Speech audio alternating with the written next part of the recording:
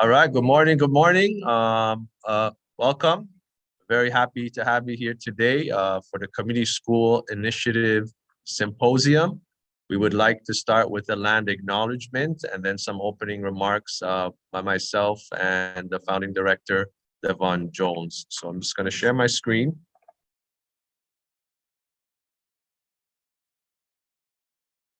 I'd like to begin by acknowledging the land we're meeting on is the traditional territory of many nations, including the Mississaugas of the Credit, the Anishinaabe, the Chippewa, and the Haudenosaunee, and the Wendat people, and is now home to many diverse First Nations, Inuit, and Métis people.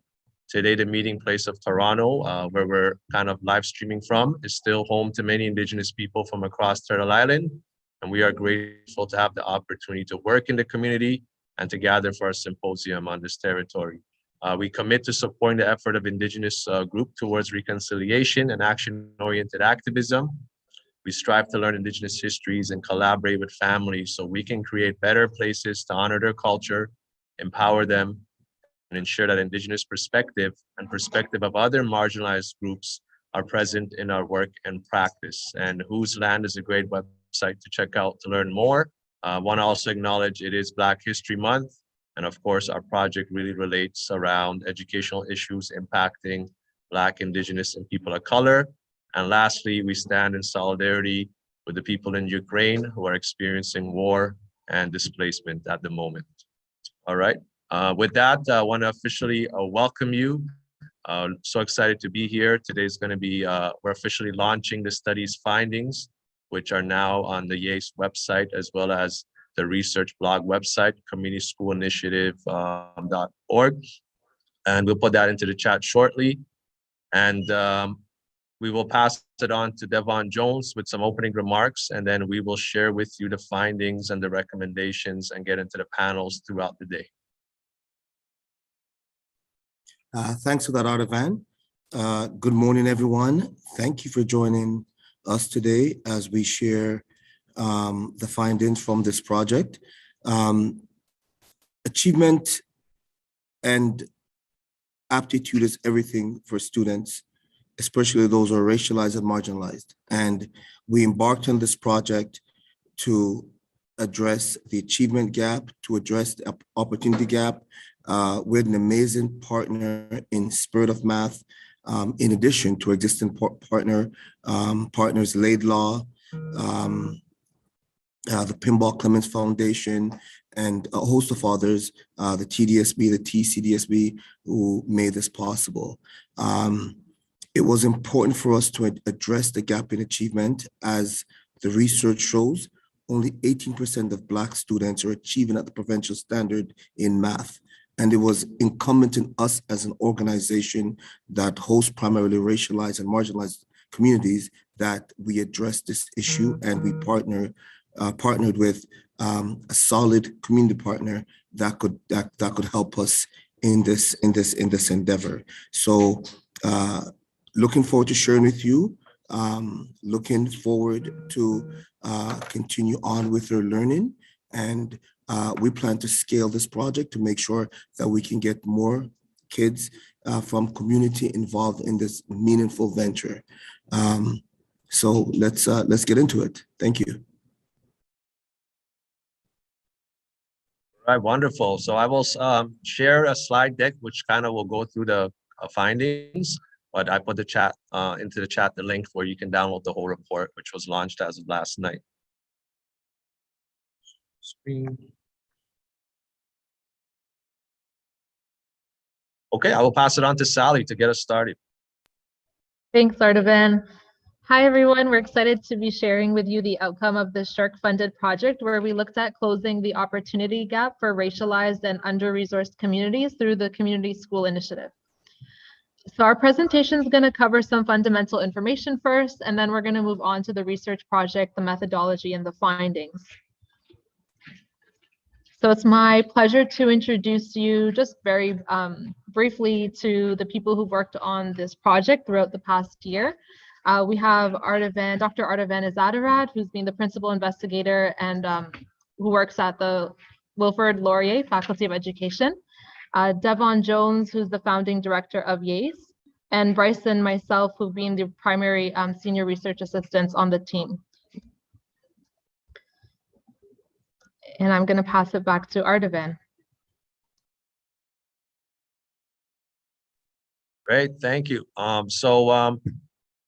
Everything we talk about will be on the research website called the communitysschoolinitiative.com. We also have resources. The intention was to make this accessible to the community. So there's resources there for educators, for parents, for students. There's infographics, so a lot of it is not text-based heavy. So creating this information in a variety of mediums and modalities, so everyone can engage with them with the level they're comfortable. But really, you might ask, what is the Community School Initiative? You will hear that word a lot throughout the day today. The panelists will involve people who are involved with this initiative and other members of the community. And so, concisely, it's a strategic partnership between the nonprofit organization YAAACE, which stands for Youth Association for Academics, Athletics and Character Education, and Spirit of Math, which is a for-profit entity offering extracurricular programs. So what they've done is they come together to create this program, offered to residents of the Jane and Finch community, families involved and affiliated with YAAACE programs in the afternoon and weekend. So it's a supplementary program outside of school hours, all right? It targets students in grade 2 to 8, supported by a team of caring adults, which includes parents, coaches, and Ontario certified teachers, OCT for short. The main goal and objective was to close the opportunity gap for racialized and under-resourced communities, because we know, racialized identities and communities are impacted at a greater rate when it comes to systemic issues such as the intersection of poverty and racism. Devon briefly spoke about this in the opening remarks. We know when it comes to achievement, we need to be more intentional in how we support Black, Indigenous students of color and those living in low-income communities. When we look at achievement across the different grades, from elementary to high school, we see this gap that exists in terms of how BIPOC identities are doing compared to their white counterparts. And this is important and alarming when we look at it. To read you one of those statistics, right? The one right in the middle, according to student achievement data, 65% of TDSB students are reading at the provincial standard, as opposed to 38% for Black students. In writing, 70% are at the provincial level, as opposed to 35% for Black students.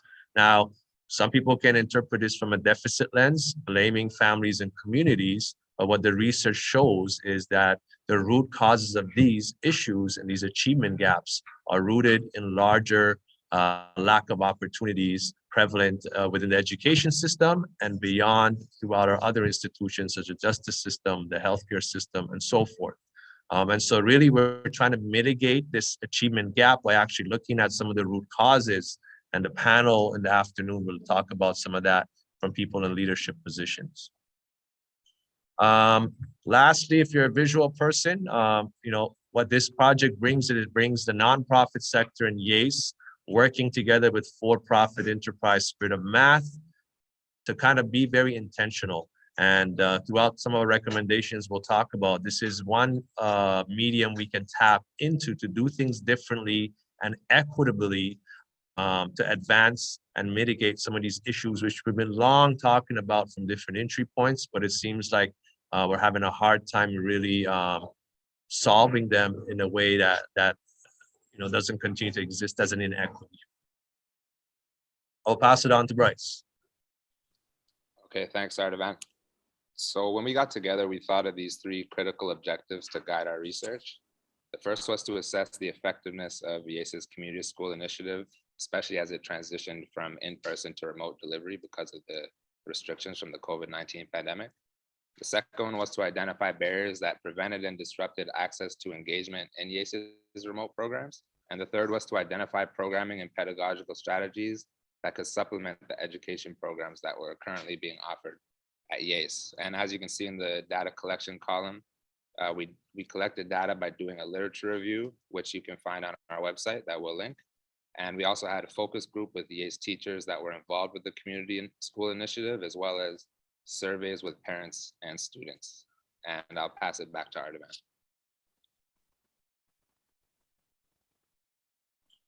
Great. I do want to mention that this research was funded by the Social Science and Humanities and Research Council, SSHRC. So we are very grateful for that because it really allowed us to be collaborative with YAAACE and Spirit of Math to really be very participatory in how we do this research. We didn't want this to be a top-down approach, but rather a bottom-up, community-oriented, community-led. And that's what we try to do even today with the symposium. It's not just producing a report, but having those voices and perspectives heard. This is not the destination or the conclusion. This is kind of part of the advocacy and the activism to continue these conversations to try to create systemic change. But it's also about changing the narrative. Jane and Finch, often has a very bad rep in the media and historically. And this is kind of a celebration of all the good and positivity and community that exists, and how through collaboration and solidarity, we can make a change. But we're gonna need all hands on deck, which is kind of one of the mandates and the sayings in the YAAACE organization. So if you're not familiar, we're gonna provide a little bit of a history with some visuals around the Jane and Finch and its demographics. In 1954, there was starting to be a greater investment in building affordable housing in the suburbs at a rapid rate. So even though we consider Jane and Finch an inner city community now, it was actually a suburb back then. And so we start seeing this extensive building of high-rise apartments and townhouses at a very rapid rate to house more people. The city of Toronto identified Jane and Finch as part of its initial plan called the 13 priority neighborhoods. This, of course, kind of aligns with deficit thinking, where labeling a community as a priority, it can be seen as blaming the residents for some of the systemic issues that exist. So since then, the program has been renamed to community improvement areas. But this linear style of hollow urban planning, without much thought to the internal infrastructure of the neighborhood, led to the expansion of the population going from 1,301 in 1961 to 33,030 into 1971. And throughout this increase in population, there was an establishment of 21 high-rise apartment buildings in the neighborhood. Since then, many more has been added. And if you go for a walk, at the Jane and Finch intersection, you'll be able to see many of these high-rise apartments. The Jane and Finch priority area profile talks about that an approximate population of 80,000 people live with an area span of 21 kilometers squared, with an average population density of 3,817 persons per kilometer squared. So if you go 1 kilometer by 1 kilometer and square it, there's around 4,000 people there. And if you think about if there isn't enough access to opportunities from employment, from accessing to schools, access to childcare, access to public transportation, what happens is these systemic issues start brewing and developing and impacting the community. If you're a visual learner, it's hard to believe, but that was Jane Street north from Finch in 1957, and Finch Avenue west, looking west from Jane Street. You think about it, it's not that long ago, 1957 from now, 2022, and how much rapid growth and planning has been done. But what we're talking about today is what are the conditions that we need within the community to ensure that there's equitable access and everyone is thriving. And here's a comparison once again. At the time, 1962, suburbs, a lot of farmlands, and we're in 2002 now. And you see it's now considered an urban city, inner city environment. I will now pass it on to Devon Jones to talk about some further demographics of the neighborhood, as well as the YAAACE social inclusion framework for its programs and services.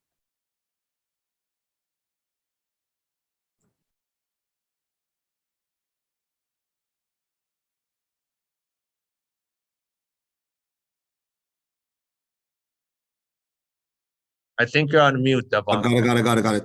For demographic data, we're talking about the numbers and the population in the community. And in 2012, we did a publication for the Department of Justice, just looking at the postal codes and the population within the community. And what we realized that Jane and Finch, based on some of the social issues on factors that Ardavan suggested earlier, had one of the highest rate of incarceration, one of the highest police expenditures, some of the families with the lowest incomes in this province, and the lowest achieving schools in the province. So there was a correlation between the intersection between poverty, crime, and access. We felt that based on the achievement piece, a lot of the kids in the neighborhood didn't have access to the social infrastructures that was required to address the gaps in achievement and to provide them with meaningful access to expanded opportunities. By that, we mean like organized sports, we mean like structured programming, and just the ability to micromanage a student's trajectory based on some of the aforementioned variables. So these numbers concerned us quite a bit, and it was incumbent on us when we started YAAACE to build a social mechanism that could mitigate some of the issues that we observed. So if you look at YAAACE's operational framework, next slide.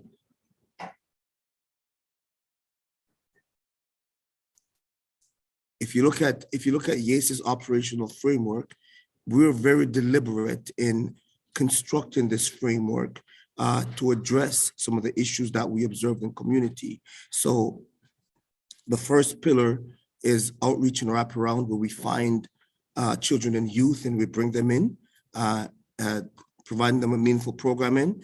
The arts athletic, the next pillar is the arts athletics and expanded opportunities like kids playing organized sports, having access to programs like the Regent Park School of Music. That's what's meant by expanded opportunities. In this community, based on the research I just saw, only 2.8%, 3% of the kids in this neighborhood plays organized sports, as opposed to say 71% in a community like Rosedale. So you can see that the kids in this neighborhood, they lack social infrastructure, they lack access. And based on that, the correlation, the research is telling us that this neighborhood has the highest rate of youth gangs. So the correlation between not having access and then subsequently crime and gang involvement you can see how they fit. You can see the direct correlation. So in our program and in our structure, we want to mitigate those things by making sure there's access and there's opportunities. The next pillar is academic intervention and support. Yeah, it's simple. I mean, if you have schools or the lowest achieving schools, we have to figure out outside of the academic day, how can we support these students?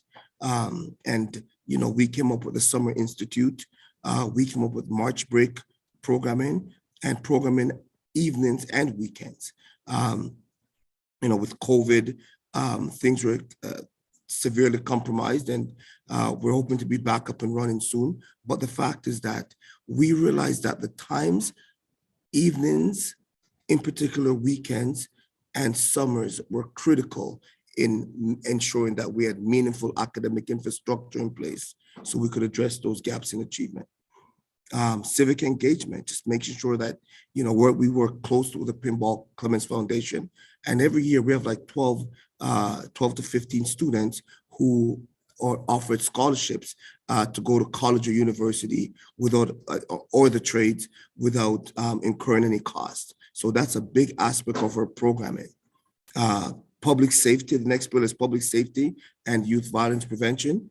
YAAACE is doing a lot of work with all three different levels of government, federal, provincial, municipal, around crime prevention, violence intervention and violence prevention. So, with the City of Toronto, we're doing the Towards Peace initiative. With the province, we're doing an initiative called Human Trafficking and Youth Violence.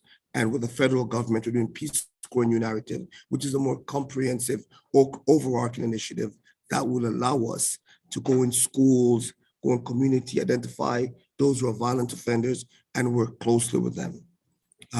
research and curriculum development with an amazing team that will be documenting events like this. This is an example of research and curriculum development. We're telling people that something is fundamentally wrong.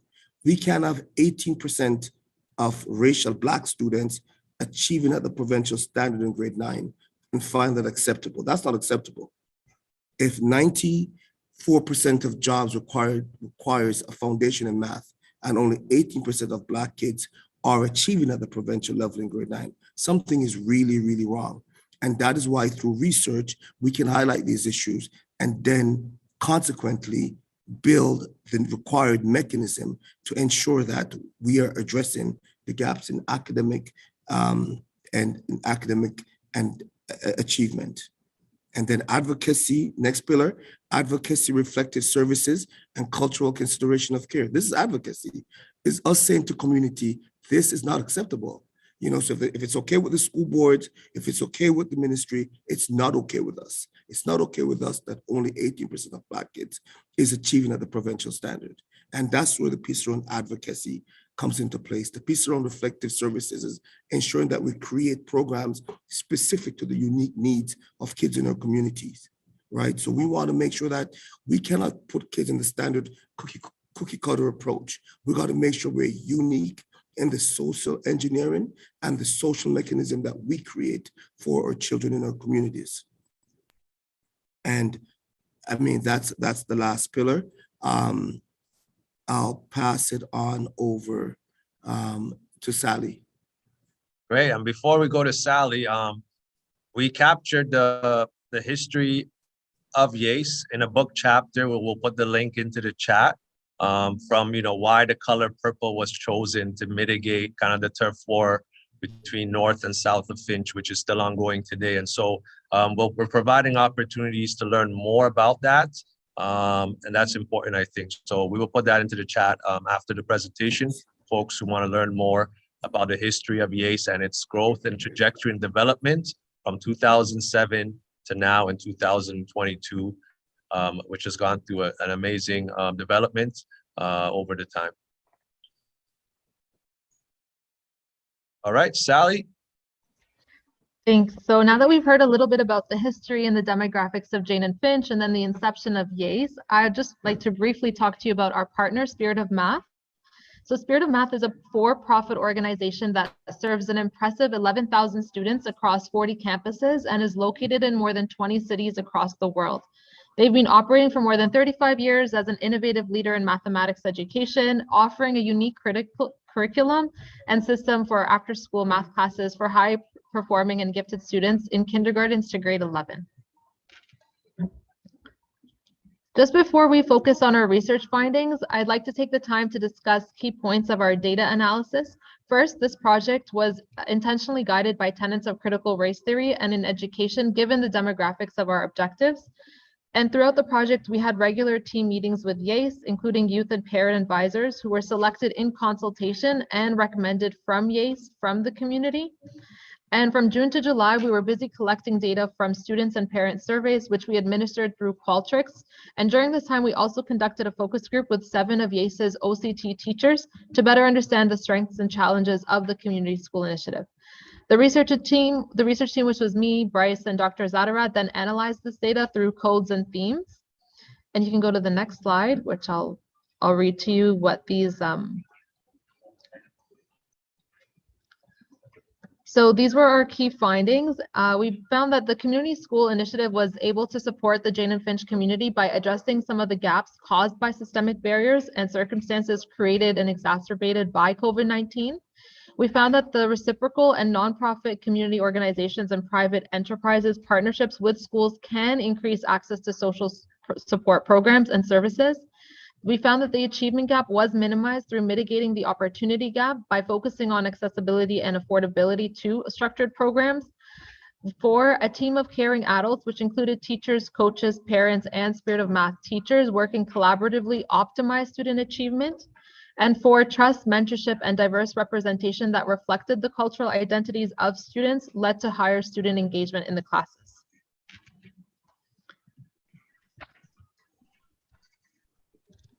All right.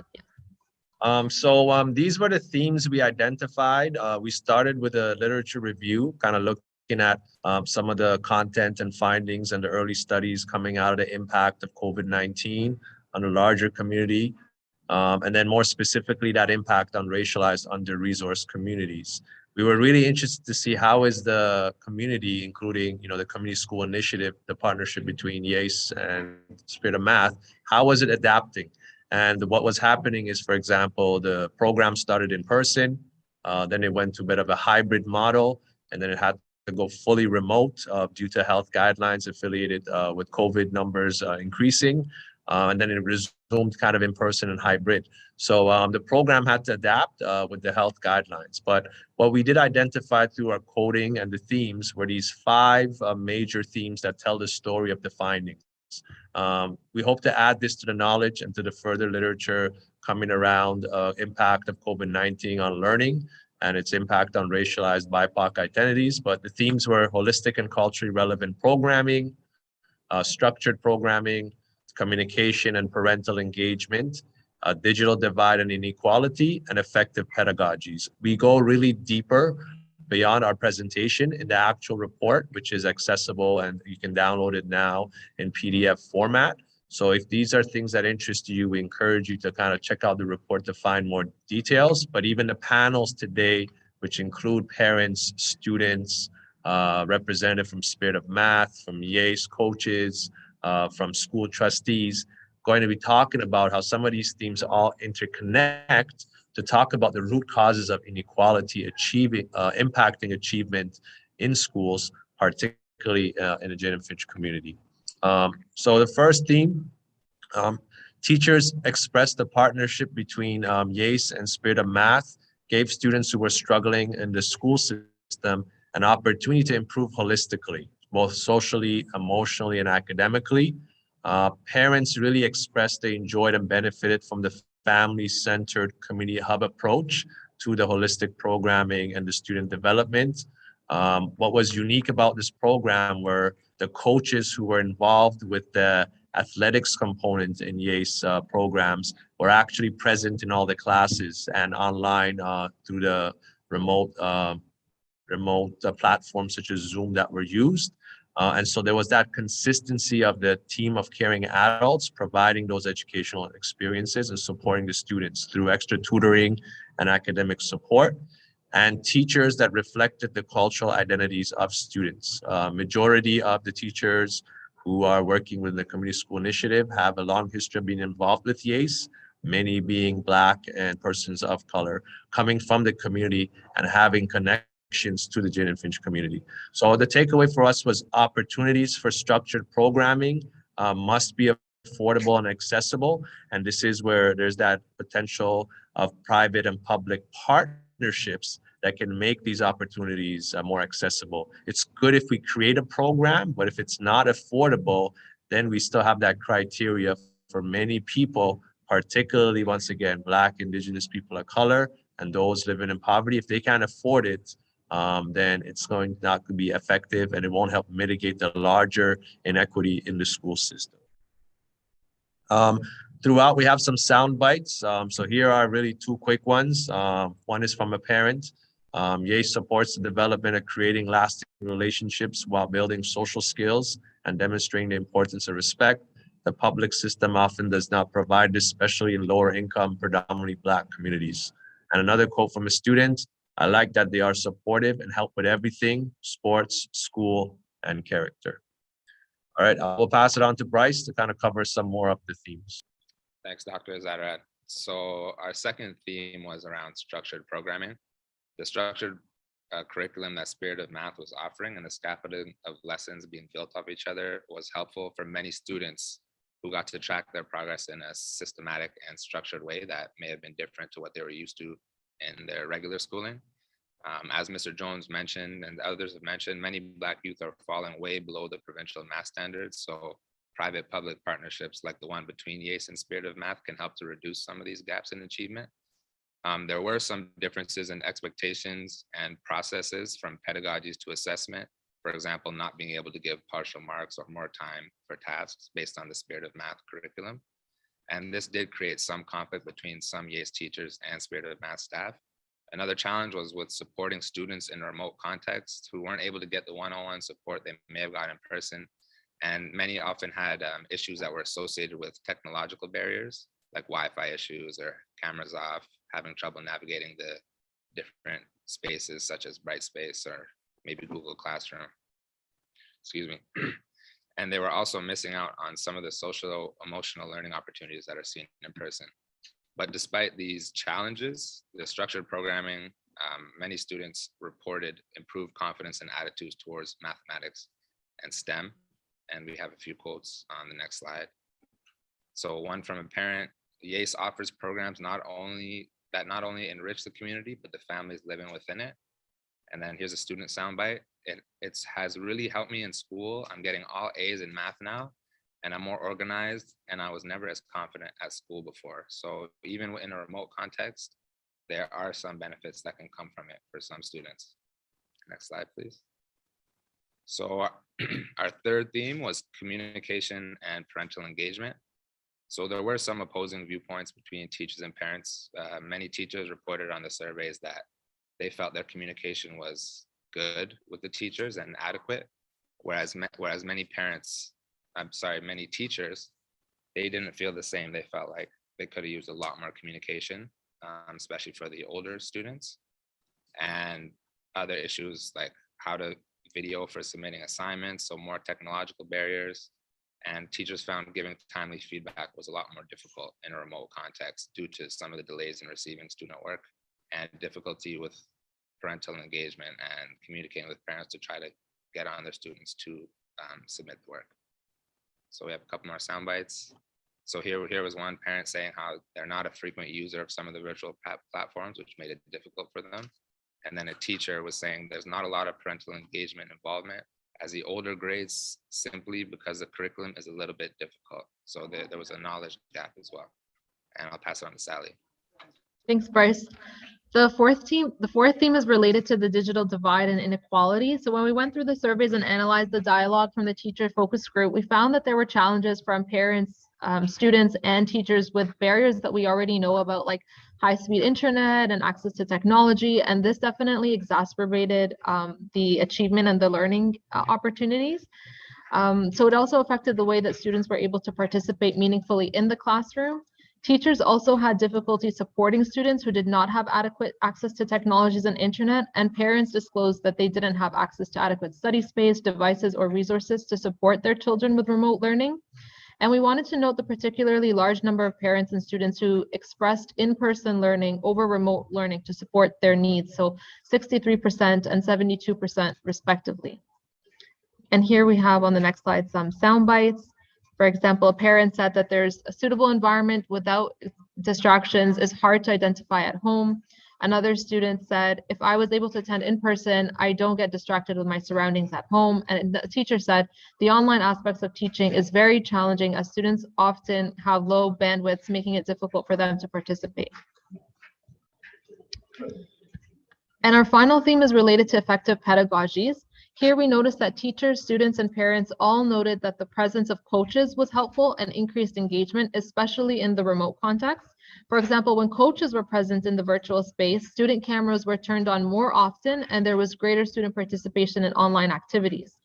And 90% of parents agreed that coaches were critical in increasing student engagement. In the classroom, teachers also had to rely on intrinsic and extrinsic motivation to engage students remotely, and they offered things such as additional drop-in support times and prizes for completion of work. Teachers also felt like alternating and using a combination of individual work and friendly cooperative academic competition maximized student engagement. And the next slide, we have some sound bites. For example, a student says, remembering my goal to becoming an NBA player, I won't make it without good grades. And a teacher who said, the coaches helped huge in the aspect in getting them there and to help us monitor whose cameras are on and off.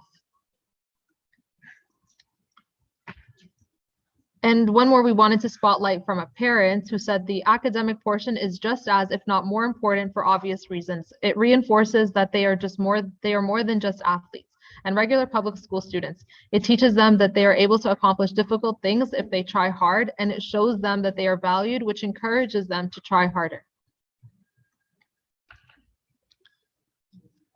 And I'll pass it on to Dr. Zadok. All right, thank you. So really, we've done a couple of things to mobilize the knowledge from the study. As we said, we've launched a research blog to mobilize the findings, but as I said, it's beyond just the findings. It's also compiling resources. There's literature reviews as well posted.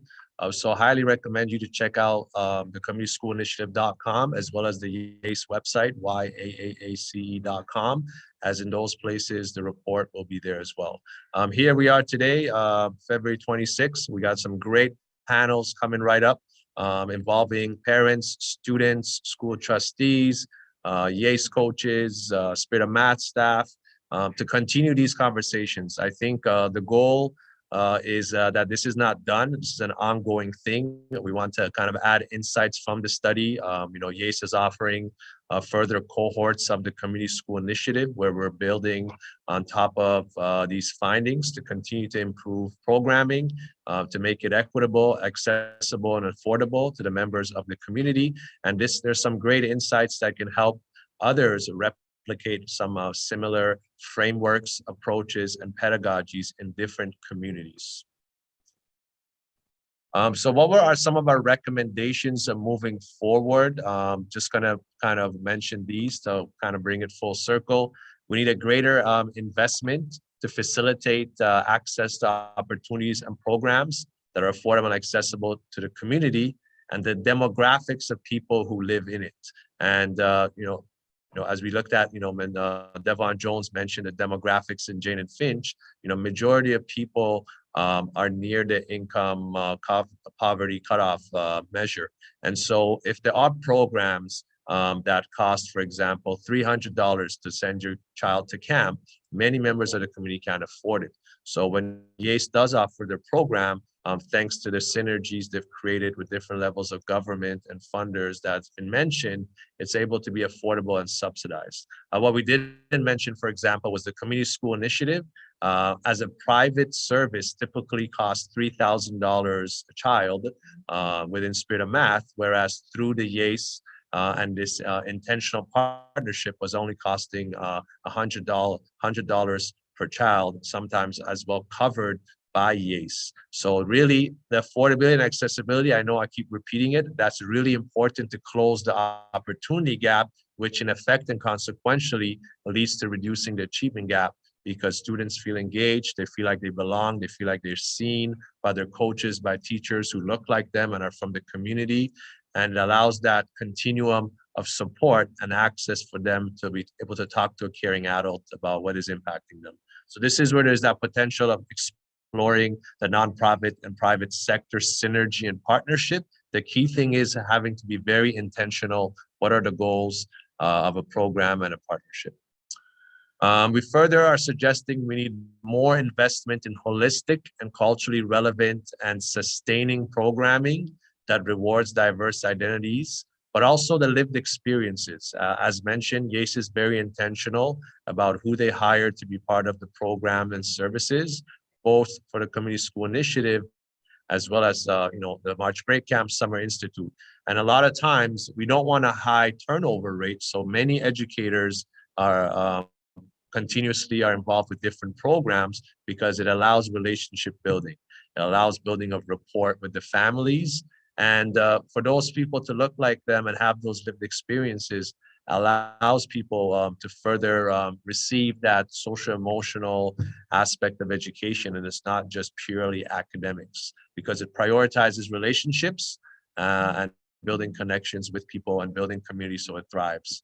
And same thing for coaches. As I said, it's a team of caring adults. It's not just teachers, it's coaches, it's parents, it's community members. Third recommendation was provide multiple avenues and mediums to help parents navigate educational platforms to support their children remotely and at home with consideration for digital literacy. So one example that was mentioned was when it went to fully remote learning, it wasn't that students were not completing their work, but the students and the families had a hard time uploading it into Brightspace, which was the platform used to submit assignments and homework and receive feedback. So this obviously was identified through open lines of communication. Then the Community School Initiative team had to make how-to videos of how do you navigate the platform, how do you upload it, how do you check to see you've received your feedback. And this helped make the learning more effective. But of course, it did create a lag because also, for example, in a remote context, you're not able to observe body language. And being an educator in a classroom, you're able to see students' body language, how they feel, how they're engaged. So these are some of the challenges of navigating remote platforms and providing administrative support for it. Fourth recommendation, develop and distribute perhaps an information package on curriculum content, goals, and parental expectations with how they can support and navigate practical tools, take up examples in a home environment, and where they can reach and access resources to enhance their involvement in supporting the child, right? We know with education, to be equitable and effective, you have to think beyond the individual and their effort. That's a very neoliberal, individualistic way of looking at learning. You have to go beyond to look at the family units and even further to look at the magnitude of issues impacting the community where the family lives and where the school is located. And so this information package can really help bring more awareness about how everyone, particularly families at home, can be involved, whether that's through a digital literacy lens or how to get in touch with the teachers and the coaches and work together. Lastly, our last recommendation is really ongoing support for teachers and their self-care through flexibility in pedagogy and how they teach, how they assess the students, and how they're able to deliver the curriculum. Many teachers during the pandemic felt burnt out because they had to take care of their own challenges at home, take care of their own children, while at the same time learning new digital literacy skills to support students. So it did feel overwhelming at times, and through our focus group, some of these challenges were mentioned and shared and identified, but teachers mentioned they did feel very supported, that they were able to, feel comfortable expressing the things that they were going through, what resources they needed, and those were provided around even access to technology, television, demonstrating activities with the students, whether through remote or in-person learning. So we do want to, one of the suggestions is let's create more opportunities for team teaching, and where possible, hire additional staff to support high need students with various exceptionalities from attention deficit disorder to autism and so forth. And those will really help, once again, provide holistic support to students and their families. These are just some of the selective references. The extensive list is provided in our report that was launched as of last night, called The Social Determinants of Learning, the Community School Initiative, Mitigating the Achievement Gap. Once again, it's also listed on the research website, communitysschoolinitiative.com. And we want to thank the YAAACE funders from all the levels of government who are helping minimize the opportunity gap, leading to greater achievement outcomes for racialized students. And we want to thank Wilfrid Laurier University, where I am located, and part of the Faculty of Education, and the Center for Leading Research in Education, who've also endorsed the event and is in support of our research project. Okay, that's it. I think if we have some time, we can take up some questions if we have, and then we will be taking a break, and we will have our first panel starting at 11:15 on the same Zoom link. We'll be using the same link throughout the day. So if you need to take a break, you can just go and come back, but I'll stop sharing my screen now, or if we have some time, we can take up some Q&A, as this is being streamed on YouTube, as well as at yaace.com/live, as well as if you registered through the Eventbrite page through Zoom.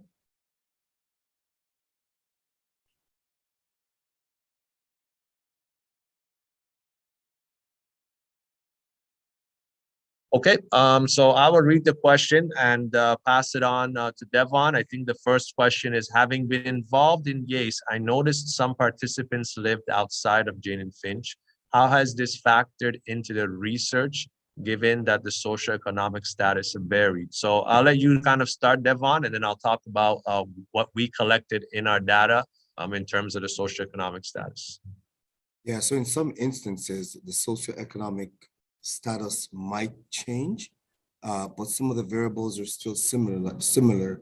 For example, lone parent homes, you know, issues with the piece around achievement or access. So, and also we have we have kids that they might start out living in Jane and Finch, then they might migrate to the 905 or someplace else. And we're not going to discard the kids because they're not from Jane and Finch. I mean, they're still family. So yeah, I mean, we try to keep those kids in house, and it's gonna vary, and circumstances are different. Like if you look at, not because you're not from Jane and Finch, it doesn't mean that your circumstances is always ideal.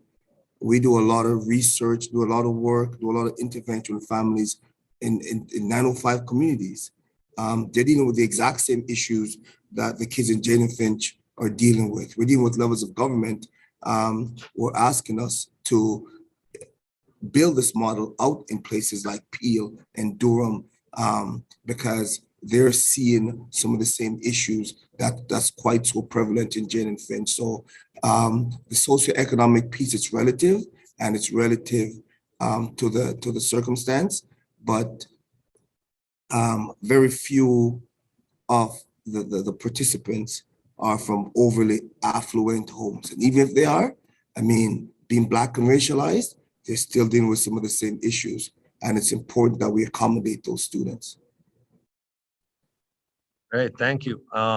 And I'll just jump on to say, we did collect postal codes as well as where they live, in terms of, do they own their home or do they live in an apartment? So we collected some demographical data. Of course, it was optional because not everyone feels comfortable sharing. So we did find that the majority of people who did complete it, the survey, and were involved with the focus group, they are not in the higher socioeconomic status bracket, so either low income or perhaps a middle class.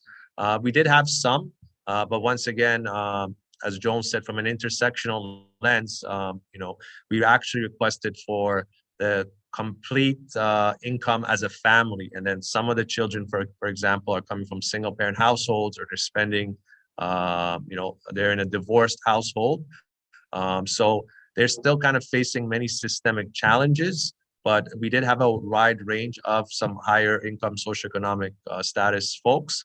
And also, the other piece was really how comfortable people are. So maybe some people perhaps put a higher socioeconomic status because they don't feel comfortable really being perceived from lower socioeconomic status. But when we compared that to kind of the households, many people lived in apartments or community housing instead of owning their home. So we did see a pattern where accessibility was helping people, but perhaps some people could afford it, but they were still taking advantage of some of the other great things around the intentionality of the program, around the program having representation of teachers that looked like their children, as over 90% of people who responded were racialized in terms of how they self-identified, many from the Caribbean, and some South Asian backgrounds.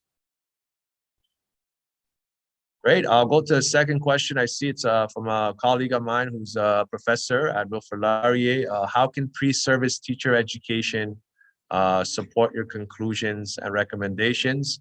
I'm gonna pass it on to Sally and Bryce, actually, to start maybe answering this question from their positionality of being master's students. Sally, a Master of Social Work student. So maybe it's not just teacher education, but some of the other professionals who work with children. And then Bryce, Master of Teaching program. And then I'll come back to me and Devon.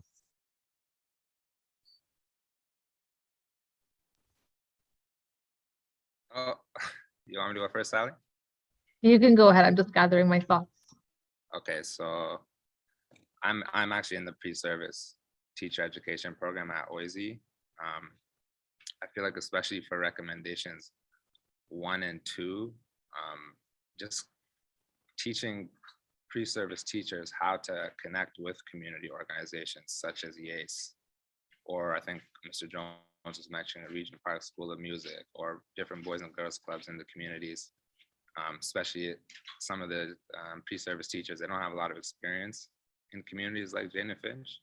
So learning how to create these partnerships with organizations that are going to support their students and the demographics of those students, I think is really important, and something I didn't see a lot of in my program. But it was also remote, so I know the delivery's been different these past 2 years. We haven't been in person at all. And in terms of the recommendation number 2, with investing in holistic and culturally relevant and sustaining programming. So kind of similar, like getting community involvement, connecting students with partners in the community that the teachers are working in, and just kind of bridging that gap between schools and community organizations, because there's a lot of disconnect between the two. So the more hands on deck we can have between communities, schools, private organizations, the better it will be for the students. And we need pre-service teachers to be ready for that, because the young people are really going to need us these upcoming years post-COVID education. Those are my initial thoughts right now. Sally? Thanks. So I'm not in the teaching necessarily program, but I'll speak to the recommendation number 5, where we talk about supporting teachers and self-care through flexibility in pedagogy. So I remember in our focus groups, it was really important for the teachers to have that team support. And I think from a social work perspective, being able to communicate in an interdisciplinary team, so whether it's having a social worker, a coach, and a teacher all looking after the same cohort of students, I think that can definitely help maximize achievement and in closing the opportunity gap ultimately when we have multiple different people from different lenses coming together to create like this structured program in this example.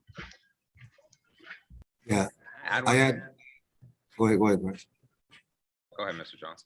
No, I was saying I had the pleasure, luckily for me, over 2 decades ago when I was in the faculty, I had the opportunity to be in a program called the Urban Diversity Program. So the way the pre-service teacher education program was designed was to provide you with the context and the knowledge base to teach in a racialized community, understanding and have a better understanding of the unique issues you might face.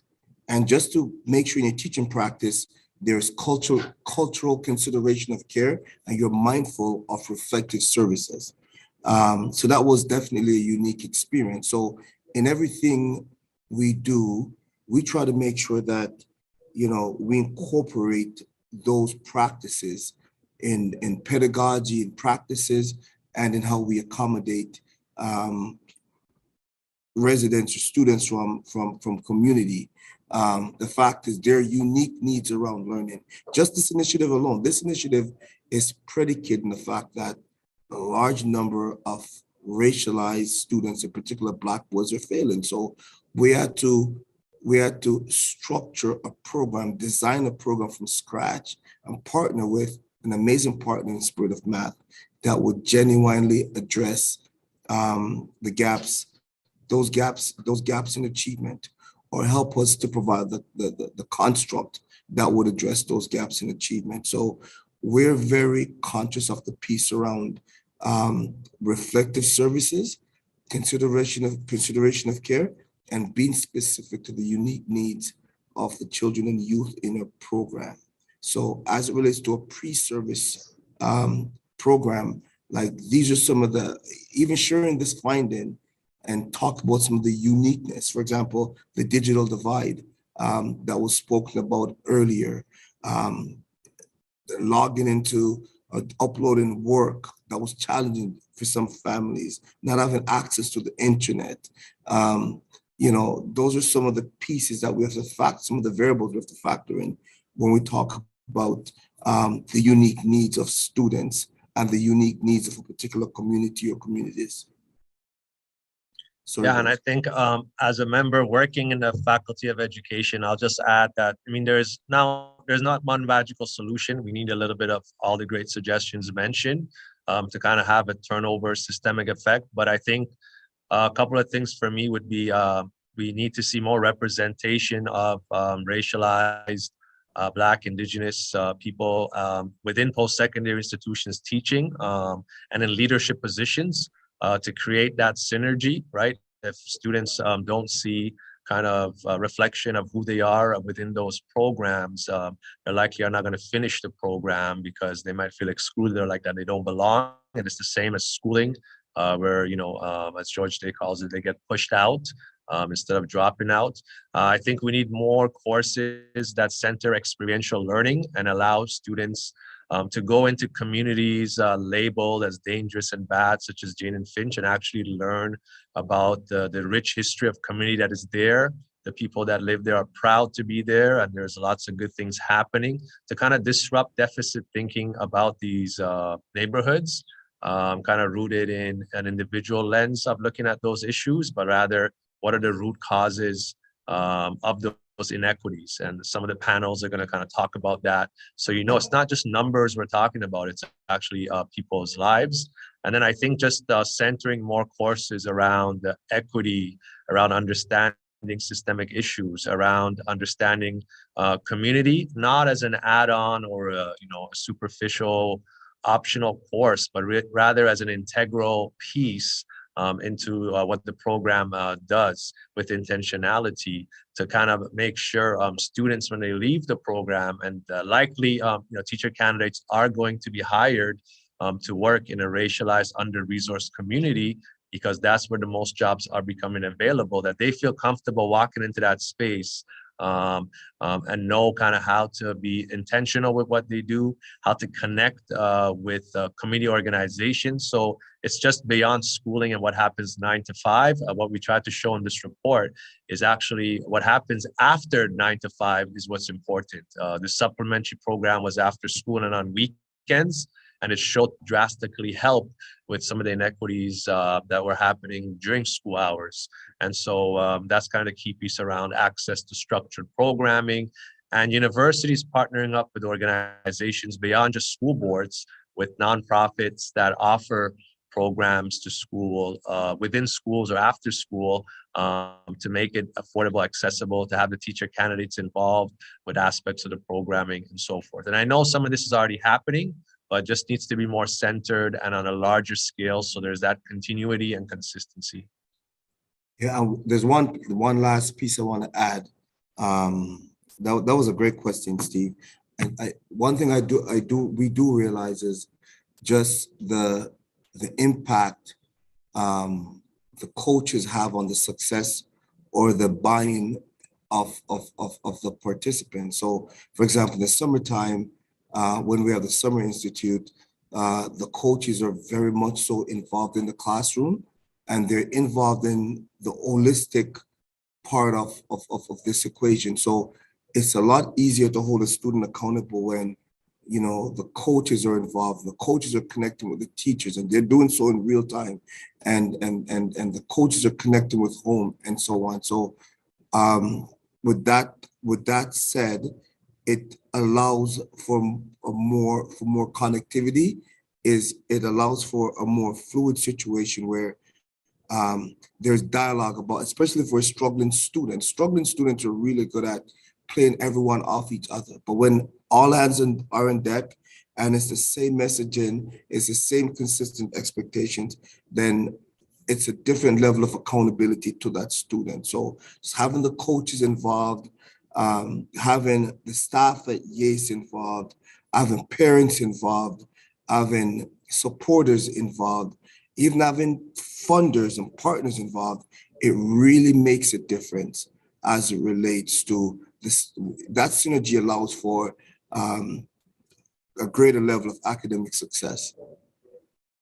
Great, thank you. On that note, I know there was a couple questions we didn't get to, but we don't want you to have Zoom fatigue as it's a day of great conversation. So we are going to take a 15-minute break and start with our first panel. which was going to involve coaches, Spirit of Math staff, and other members of the community involved around the theme of implementing social culturally relevant programming in the Jane and Finch community. So we're going to meet on the same link or the live stream about 15 minutes. We're going to have our videos off, and we will join you back with our panelists and moderator, who will be Bryce, to continue the great conversations. And we'll try to address some of your questions at the end of each panel session. All right. Thank you so much for attending. And we hope to continue the learning with you and the discussions throughout the day. Thank you, man.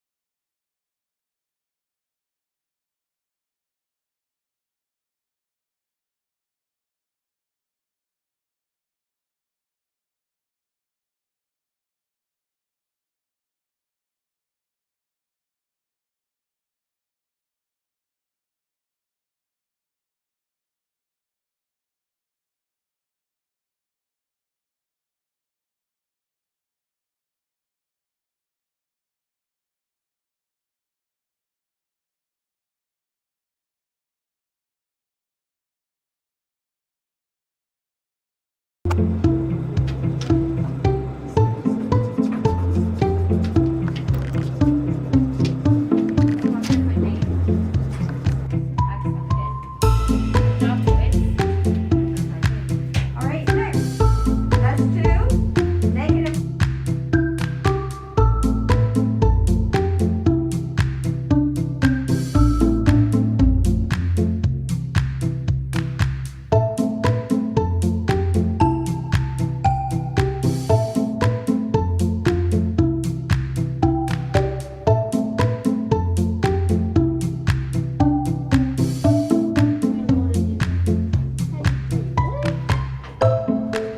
I don't even know what I did wrong.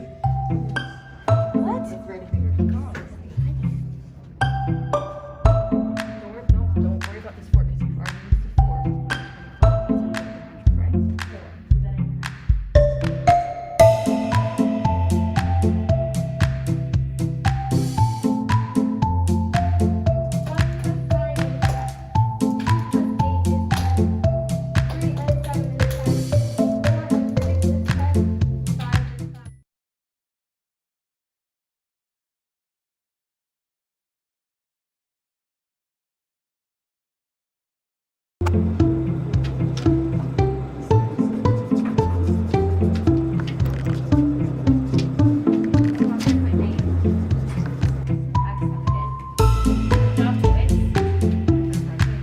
All right, next, let's do negative.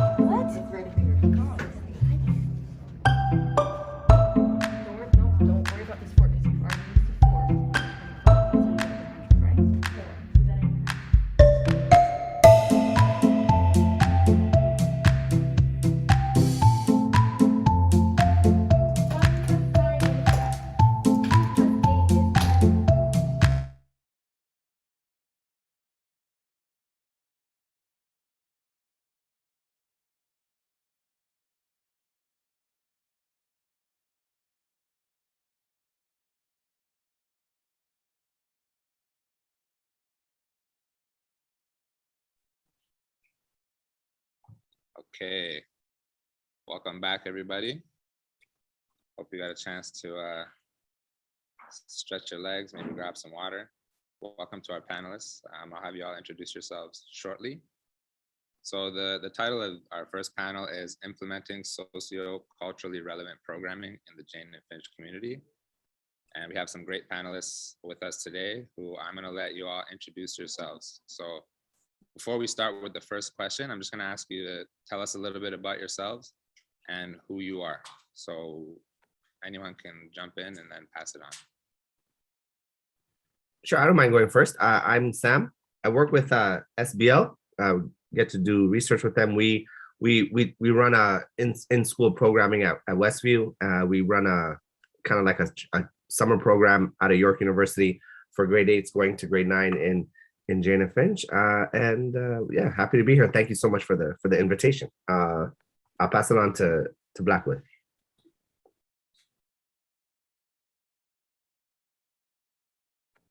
Hi, good morning. My name is Chris Blackwood. I am a coach for the YAAACE grade 5 basketball team. I'm also a hall monitor at Westview Centennial, located in Jane and Finch. Been doing that for 5 years. Father of 6. And yeah, just happy to be here to learn and give some experience. Oh, and I'll pass it on to Miss Langen. Okay, hi. Sorry, I just changed the name. I realized I had Nathan's name too there. I'm Kim Langen.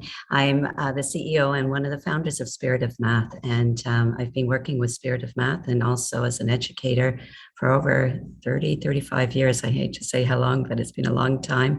I've been in public schools, worked in independent schools, worked on a base, actually, even a military base for some time too as a teacher. And it was when I saw what Spirit of Math was doing with kids and just their abilities and their way to think. It was my parents who were involved before. And when I saw their success and the success of the kids, I thought, wow, this is just incredible. I really want this to go further to many more kids. So that's why I quit my day job as a teacher and head of academics for a school and decided to take this on and introduce these ideas to many people. And I'm going to pass this on to Nathan now. All right. Hi, everyone. My name is Nathan Langen. I'm with Spirit of Math Schools, and I actually started with Spirit of Math in grade 1. And then I managed to not only become a teacher, an assistant teacher, and I've taught across Canada and been a principal across Canada. And then also worked with schools in Pakistan, and then worked also on math contests that we've done in over 10 countries. And I'm also happy to say I'm also a coach, so representing Team Canada for World Mathematical Olympiad. In the year just before COVID started, we came second as Team Canada, and we beat China, we beat South Korea, which was, to me, a big feat. So really looking forward to see how we can bring everyone involved in this journey.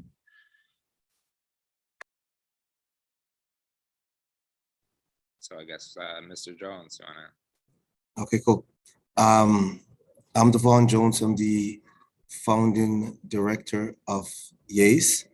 I want to say to for me, this is a big deal. As I said earlier, the fact that only 18% of Black kids are achieving at the provincial level in math is something that's really concerning. And I want to say to our partners at Spirit of Math who have welcome us into their organization with open arms. Like, it's been a great partnership, and we have to find a way to make sure that more of the children and youth in community can have access to these expanded opportunities, because there's a direct correlation between aptitude, achievement, and vices like incarceration, attrition. If 94% of the professions required you have a solid foundation in math, then how is it that only 18% of kids from our community are achieving at the provincial standard at the grade 9 level? Like, something is fundamentally wrong. So This initiative and this partnership, like I said earlier, research is a big aspect of what we do. The piece around advocacy is a big part of what we do, and we're advocating based on the data and based on the findings that we've come across. So we got to change this. This is an outrage, and none of us should have the stomach to tolerate anything like this. So I I thank our funders. I thank this partnership with Spirit of Math. I thank Laurier, Ardevan and his team and his leadership, and the absolute generosity and kindness of the focus Spirit of Math, because kids from certain communities who aren't where they're supposed to be academically, they end up in the wrong place. Hence the school to prison pipeline. So this stuff is so serious. We see these young people at the end of the continuum when they have a gun in their hand, or there's some place where they're not supposed to be, but no one see the inadequacies in the institution that facilitate their demise. So let's not absolve people of their nonsense. Let's hold people accountable. And I will not stop saying that. And folks like us in organizations have to do the work to demonstrate how incompetent institutions are and organizations are. And we have to let them know. We have to demonstrate examples of best practices. Spirit of Math is an example of best practices. So unapologetically, we work with Spirit of Math, and we're learning from them about addressing the achievement gap, addressing the opportunity gap, and bringing kids from places like Jane and Finch from the margins to the center. Thank you. Wow. Okay, great. Thank you, Mr. Jones. That's a great way to get us into our first question. We have a wealth of experiences on this panel, so I'm really excited for this conversation. So my first question, I want to keep it organic, so anyone can jump in, and then you don't have to pass it on. Whoever wants to jump in afterwards, you can go right ahead. First question is, what have been the major challenges in implementing holistic and culturally relevant programming in Jane and Finch? So anyone want to take that question on first? Sorry, say the question again, Bryce? I'll put it in the chat as well, but it's, what have been the major challenges in implementing holistic and culturally relevant programming in Jane and Finch? So you can talk about it in general, you can talk about it in the context of the pandemic and the restrictions that disrupted the programming, and wherever you feel like you want to take it. Yeah, thank you, Bryce. Let me start off, I think, real quick to lean on Jonesy. And I know Jonesy and I have had these conversations for years. We just had another unfortunate tragedy in our schools in this province, yeah? And we remember what came out the last time that happened, and that was in our community, right? What were the actual tangible and material supports that came out when a young person in our community was shot and killed in the school? What came out of that? A Roots of Youth Violence report. Nothing was met. 44 recommendations. We got police in schools for 10 years. I think when a young person picks up a gun and shoots, whether it's in broad daylight on a Saturday afternoon, a beautiful summer afternoon, like happened in our community, or it happens in a school, then I think we all failed. Yeah, it's a systemic failure. It's not just this young person, as Jonesy was talking about. When it happens in our community, that's not how this city or a province responds. Yeah, they think it's this one kid or that one kid or that community. It's okay when it happens there. It's a different story when it happens, let's say, at Eaton Center, yeah, or spaces of leisure and comfort for the general public. And by that usually mean where middle class, mostly white people frequent. But when it happens in our communities, it's kind of felt like this is okay. So I want us to think about how we reframe the conversations about tragedy and about gun violence and about systemic situations. Yeah, we're not gonna, and the barriers to programming is the fact that we only get funding at 3 or 4 year cycles, if that, and we're always half of the jobs that we do is scrambling for funds. And if we're talking about generational and systemic change, I guarantee you give us funding for 10 years or 20 years to run the programming that we need to run, we won't hear these stories again. Yeah. So on the one hand, it's a realization that the powers that be, on some level, if we're being very serious, being very real, that it's okay when it's our kids, that it's permissible. So we have to grapple with that. And on the other end, we have to grapple with the fact that we get piecemeal funding to do the vital work that we do, the vital important work that we do, whether it's YAAACE, SBL, if it's the work that Woods does, everybody that we do, we're literally scrambling every time. And we know what we do is life-saving work. We know that every day when we show up and they have caring adults in their life, they have a system of support, they have networks that can pull up when things get dicey for young people. Yeah. So they don't turn to the alternative solutions that they come up with that gets them into these situations. But we do this on shoestring budgets and begging for money here and there. So I think that, I mean, it's a common response, but I think that is what we're facing. I think that's the barriers.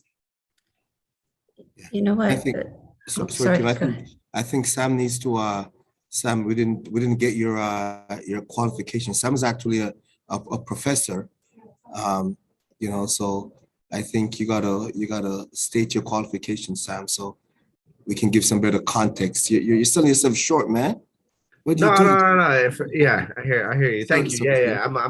I teach at UFT. I'm assistant professor, and I've been working on this stuff for a long time. And like Jonesy and Woods, we came up and grew up in our community, and to see these persistent gaps, yeah, and these kinds of circular responses always when we take losses, and we have to be very clear that it's our kids and our communities that are facing the brunt of this. So it's tough because we're already, you know, the mayor was already talking about knee-jerk immediately, like, okay, let's put police back in schools.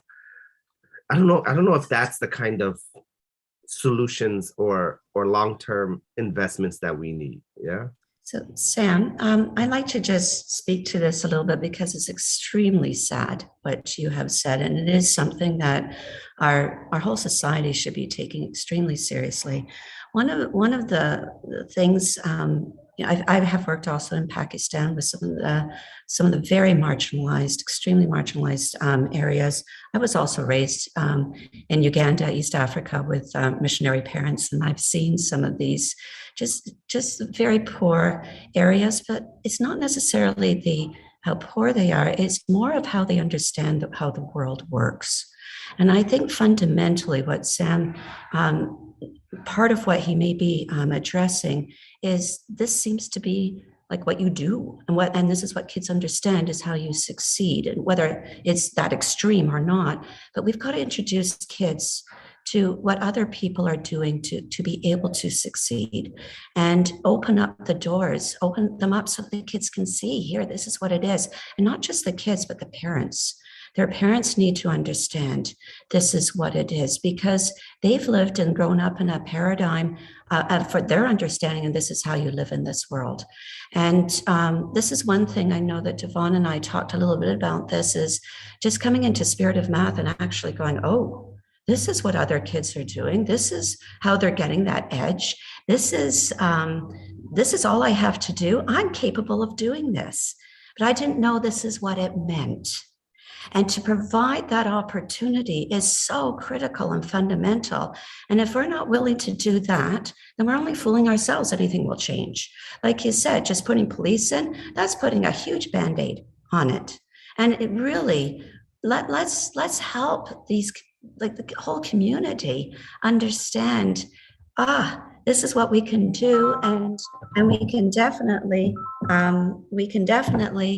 do so much more. And let's change the paradigm of what this is, and of how to live in our community, and that we are part of a much bigger community. We're not a separate community. We're not different than others. We are part of the whole fabric of this nation, and the fabric of this world too. And so let's celebrate that, and let's show everyone what we can do. And I just love to see that. And this is part of the reason why I was so excited when Devon called us up, because I thought, hey, we can, really make a difference and show the kids, you can do it just like anyone else, and show the parents, your kids are brilliant. So let's show the world this, and let's change the paradigm. I just think fundamentally we've got to show that, and people in leadership have to be able to stand behind that. And those who are providing the funding have to be able to stand behind that and understand the commitment it means. And no, it's not easy. And yes, it does take a lot of work. But hey, there's people out here, like, look at this panel. You guys, like, you're all ready to do whatever it takes to make this happen. And the passion behind it is enormous. So people should be really supporting this and supporting a change fundamentally. Sorry, I just, I feel very passionate about this. So. Well said, Kim. And just like, Kim just said, whatever it takes, whatever it takes. And implementing program in a very holistic way, back to your question, Bryce, it requires systems and institutions to look at best practices and to really examine what's working and what's not working. There is no way you can have any system with an 82% failure rate. You think about if you buy an iPhone and 82% of the devices are compromised, or you think about if you buy a car from Honda and 82% of the car doesn't work properly or didn't meet the standard. Like, that's not acceptable. But how is it that institutions can get away with this scathing rate of attrition? So that is one issue I find, and I find within these systems, these rates for attrition are okay. There's no accountability to nobody. So I find in programming and in these institutions, like, they gotta be measures that speaks to what the standard should be.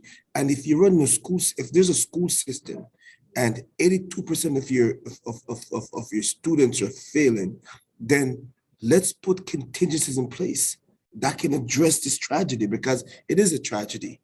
It is a tragedy. And I also think that folks in community, like, the institutions are one thing, but I also think that, folks in communities have to hold people accountable. These are our children. So if we are aqueous to this attrition, we're complicit. We're saying it's okay.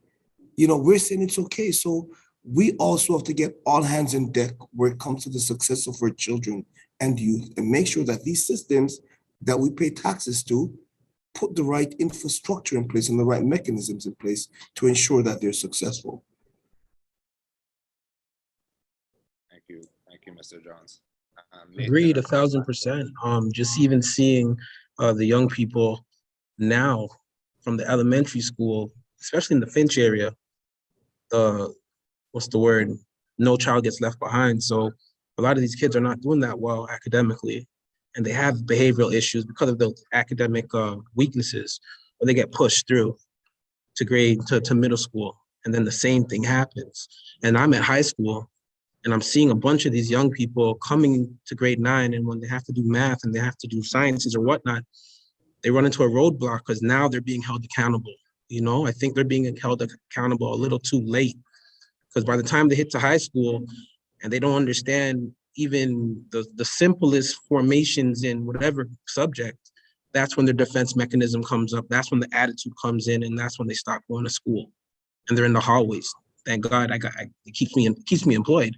You know what I mean? But at the same time, I'm talking to these kids and they just don't get it. They just don't understand it. So it's definitely the system. We have to figure out a way to fix it, because our kids are struggling. And on top of that, as a parent, Spirit of Math helped out my son. At the age of 9, he was doing a lot of math. And even before that, when he's in grade 3, teachers were telling me, he's having a hard time, whatever.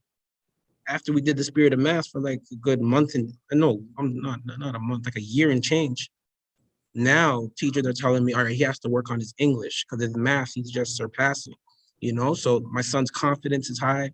He's only in grade 5, but from grade 4 to grade 5, it's stuck, So stuff like this we need in our system, So yeah, I just have to put in my 2 cents.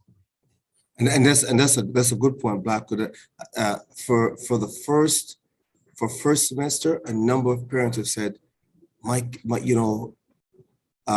over the course of the semester, my child has done so much better in math. Oh my God, oh my God. So we're going to be collecting report cards and just look at the kids who have done well and juxtapose to the last cohort of report cards. But a lot of parents have said, my child has done so much better, or is doing so much better in math. And to the point that Sam raised, I mean, everything is predicated on funding. So if our funding isn't there yet, it's impossible for us to start a programming, right? So, I mean, stuff is just in the pipeline, so we can start up again. But it's just hard when you're sitting there waiting for funding, because our kids have lost a half a year in math. You know what I'm saying? So I get your frustration, Sam. Yeah, no, and I think, what's the thing about our programs, I think, is the fact that we're able to have a longitudinal impact, right? So we get to work with the kids when they're in the middle schools. So we kind of get in there at grade 6, 7, and 8, and then we get them in high school, and we get to work with them through that transition through 9, 10, 11, 12. And we're now even thinking through really having substantive post-secondary programming, whether they go to university, college, or the trades, right? And we're doing that, piecing, different kinds of funding here and there.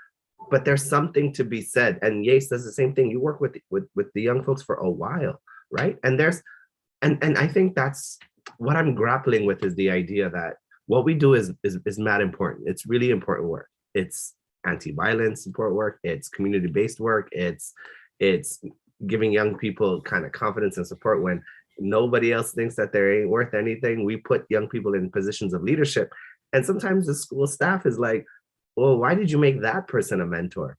Well, it's because they got a lot of community credibility, and then you see them shine in their role, right? So I think what I'm thinking about these days is, how do we still advocate for what we're doing, and then still say it's not enough, we need more? Because what we do is it's so important. It's so important, but it's also like we need more resources, right? So it's kind of like that dichotomy, that position. I feel very conflicted in saying that we could do so much more.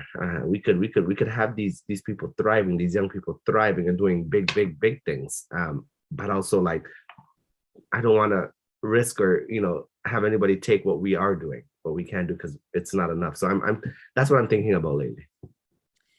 One of the things you have to be careful of too is funding needs to go to something that has proven success too, because you can throw a lot of money, and if it's just the same old, and you're not getting any results, then why?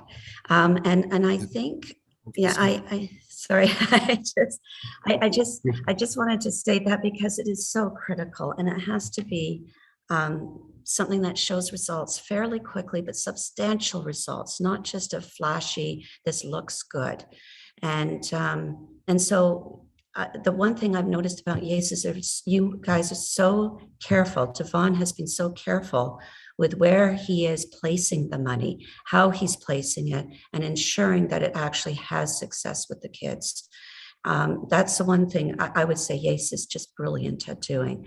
So way to go, Devon, but the whole team really is good at doing that. And I think being very careful moving forward too. Okay. What you're on. Thank you. Thank you so much for all your answers and all the work that you do and the passion that you bring to this field. That's like we keep saying, we need all hands on deck and all the support we can get. So you're all doing amazing work, and I hope we can continue getting more support for the youth, because these are programs that are getting through to the children and youth that are forgotten a lot of the time. So thank you for everything you do. I'm gonna go on to the next question. Unless Nathan, would you like to add something real quick? Because we got to wrap up around 12 o'clock. No, let's go to the next question. Okay, so you all kind of already touched on it. I had 2 questions, so I'll just put them in the chat. You can tackle it however you want.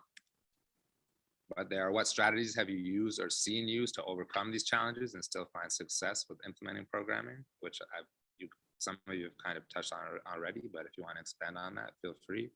And then moving forward about programming post-COVID, so, you know, when we're back in person, back in the flesh with the kids, we can actually connect with them the way that we're used to. What kind of support does the community need and from where? So I know we said funding and stuff, but from where, how do we get that funding? Because a lot of us have been advocating for this for a long time, and the funding doesn't seem to be going to the people that need it the most. So whoever wants to jump in on that.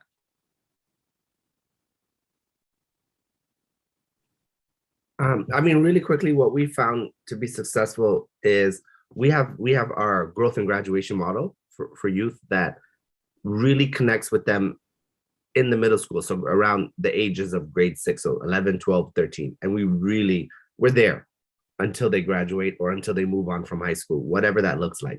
And we have a kind of broad definition of success, right? So it doesn't necessarily mean or tied to graduation.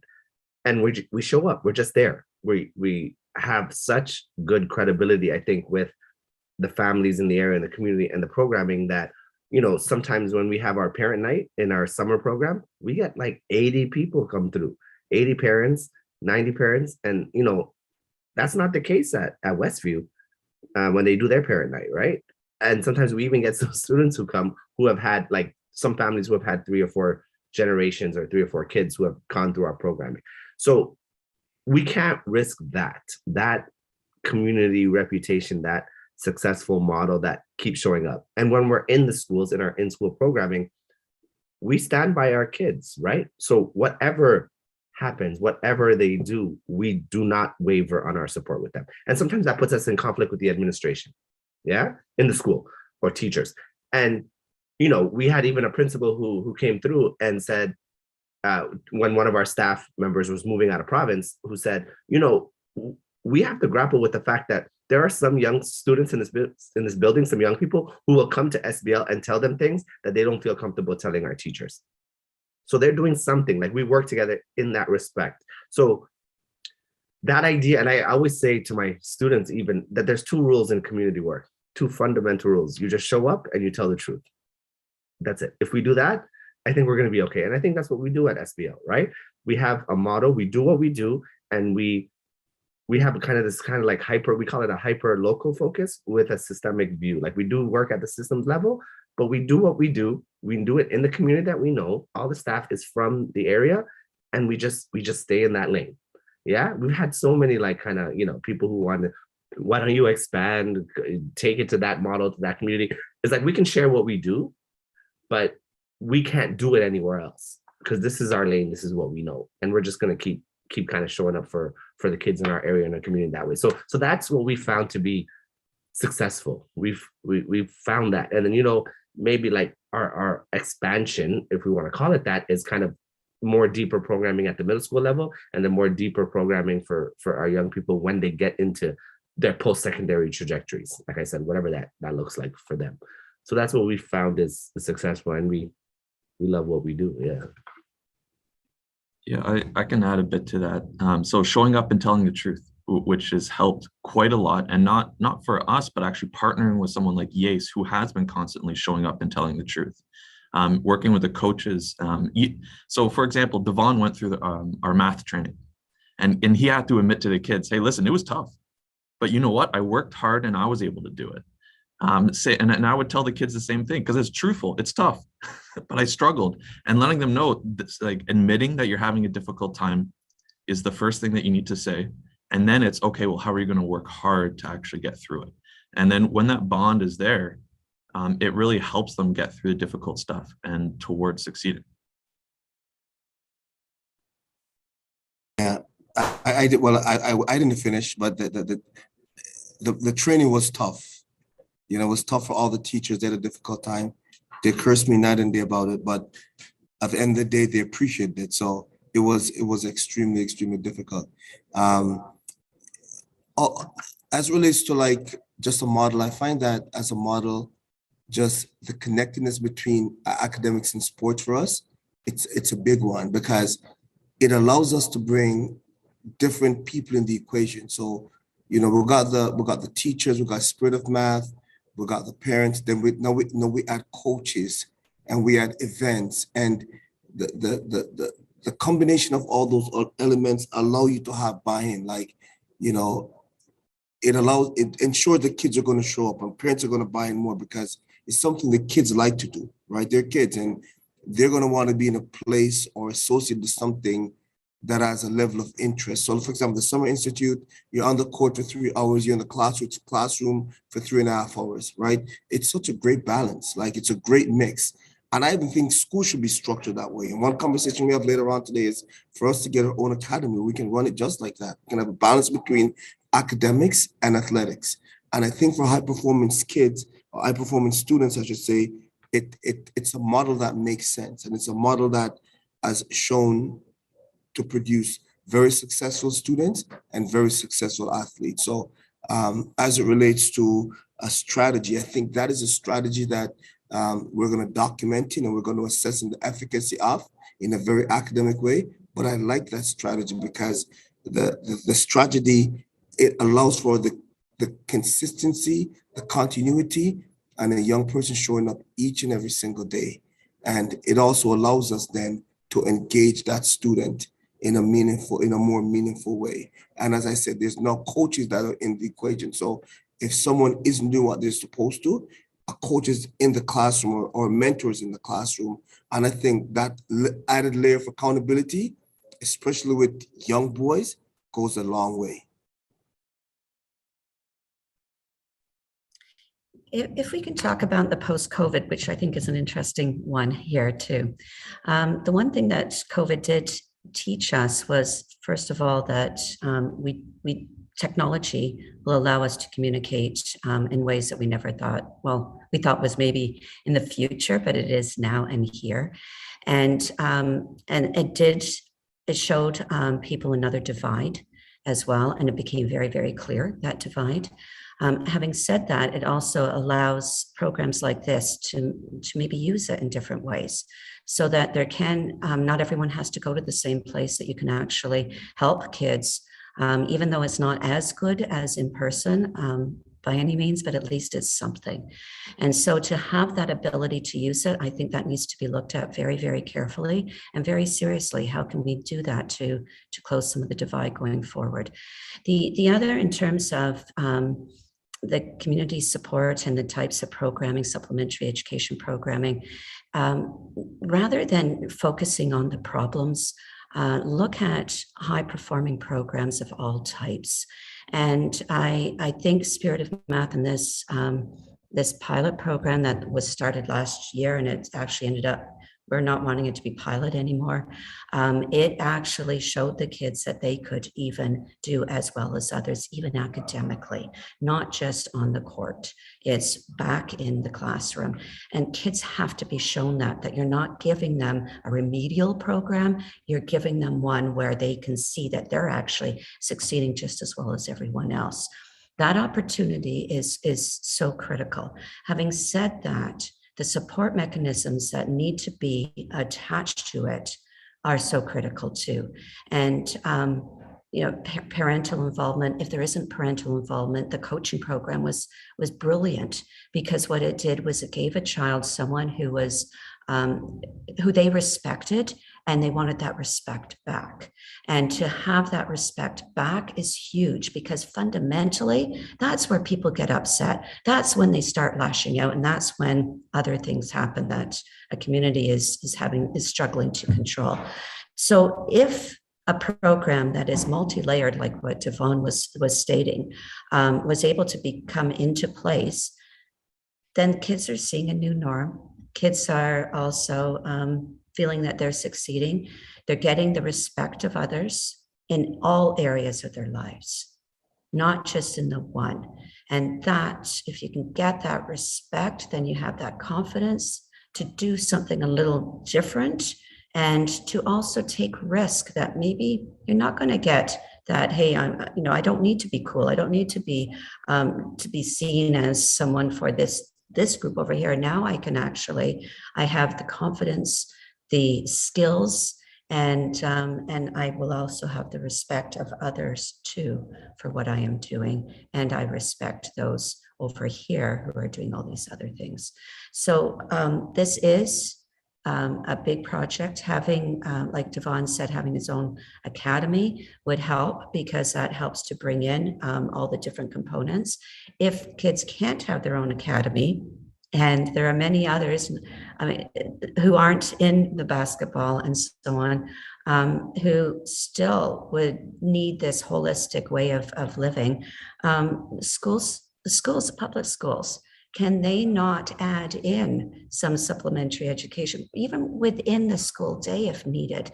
Can they not help out? I think education, just public school education, needs to look at this extremely seriously and see how can they provide these other supports, and what can they do so that they can fundamentally help these kids understand that how to live in this world differently.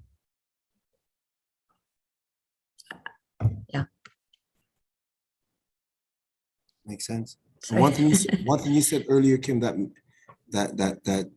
really resonated was trying to get, having students understand, and I'm paraphrasing, but having them understand like what the world is, what the world is, and what is required of them to function in the larger social fabric. Like, why these basic skills that we're trying to inculcate would be requisite skills down the road. Why you must have a solid foundation in literacy and numeracy, or high functioning math, that it opens up doors. And then having them at this age see the doors that just an aptitude in math would allow you to access later on. But you're seeing it. You're seeing someone on the Raptors bench who's doing all this advanced analytics just because they're a great student. So as it relates to basketball, you might not play in the NBA, but guess what? You might be on the Raptors bench one day, helping them with their data, helping them with their analytics, just trying to get them to better understand where the skill set we're trying to inculcate. We're not teaching you math because we don't like you, or because we're mean, or because we're bad people. We're teaching you math. We want you to have a firm foundation because it will provide you with so much pathways later on. And I think it's important that we show them all the pathways this aptitude will create, because they don't get it. Even at home, in my own home as a parent, is trying to get my children to understand that you must do this because it's going to provide you with this level of aptitude. You must read because it's going to enhance your vernacular. With an enhanced vernacular, you'll have these particular options. You might be a commentator, you might be a vlogger making all this money, or you can be a great writer, or whatever, and then showing them examples of success that looks like them. So it's really getting them to understand the skill we're teaching, but the pathways that those skills will allow for, and the places that it will take them. So one of the things we did when we were in Pakistan is we went to one of the very, very poor villages, and to a school that was 100% funded, probably more than 100% funded for these kids to help them eat afterwards as well. And we asked them for, for 2 kids from grades 1, 2, 3, 4, 5, and 6. And we said, we're going to take them and we're going to bring them to our program. And they're going to sit beside other kids who come from a completely different realm of understanding how to live in this world. And bright enough kids so they could enter into our program. They came in and sat beside these other kids. And to begin with, the biggest gap was not the mathematics. It was the ability to be able to speak to one another in the same way. And having that, and it's huge, because the kids who came from this very poor village felt they weren't in the same. Now, there's an extreme situation, but it's everywhere. Everybody feels this to a certain extent. And that's part of the psychological gap.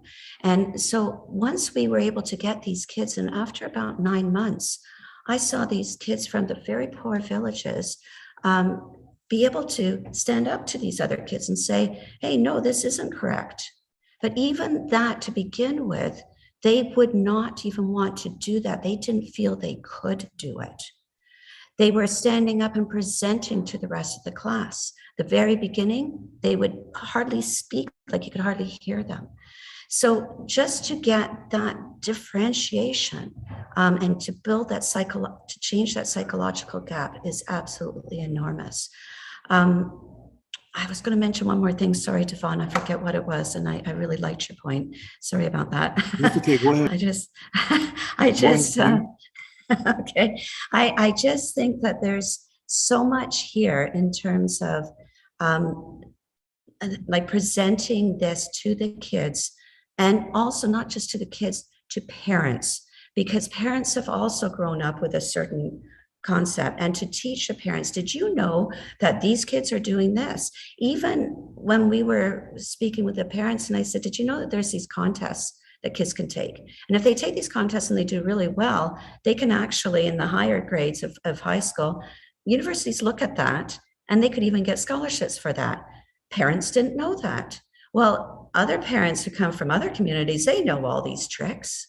So we should be teaching the parents because they did not grow up with knowing these.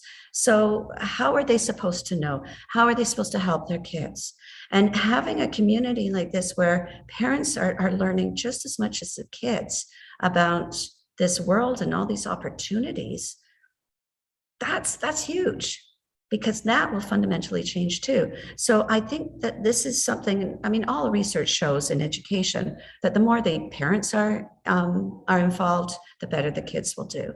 And I think it's not just in academics, it's in all the other areas of their lives. The more the parents understand these opportunities and what kids can do and what other people are doing, the more opportunities they have of getting their kids with other kids who have all these incredible ideas. And so all of a sudden, just by bringing them with kids who have other ideas and have other perspectives, brings them up to understanding other perspectives so they can problem solve. Now they can open up the world to themselves. Now, the other thing that COVID has brought out, and this is being a business person right now, people are being poached left, right, and center for like poached out of businesses because she needs people so badly right now. So anyone with some mathematics background who can think and figure out some technology, they're being just, well, picked up everywhere. And so kids need to understand and parents need to understand mathematics education isn't a nice thing to have anymore. It is a must. And it's so critical. And it's not just, I can add and subtract. It's, I can use this, I can show the skills, I can think about it, I can reason well, and I'm able to apply this understanding to other things.